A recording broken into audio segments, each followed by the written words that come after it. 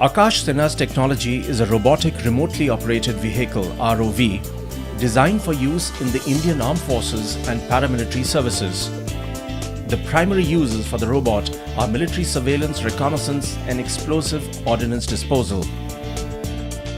The unit is capable of operating across all terrain surfaces and can climb stairs. It is equipped with cameras, sensors and a robotic arm which all operate via remote control from up to 1 kilometer away.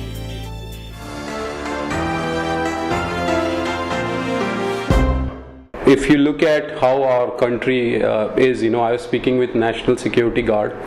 They told me that in India there were more than 250 bomb explosions last year, one of the highest in a non-war zone country. And some of these things happen because they are very difficult to detect. Even if they are detected, a bomb suit has to be worn by a person. It takes time. It's dangerous for him as well.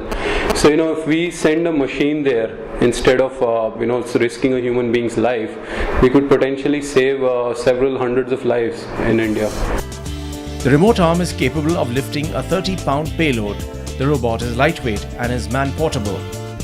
The robot's indigenous design is intended to offer a highly capable remotely operated vehicle that costs approximately 50% of similar currently available models.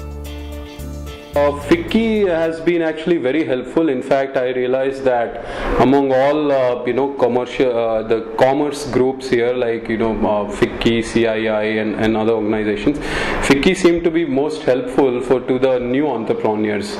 And I think part of that was this India Innovation Growth Program, where they took us through almost a crash course MBA for technologists, because we understand technology, but how to commercialize it is something we learned very well under this program.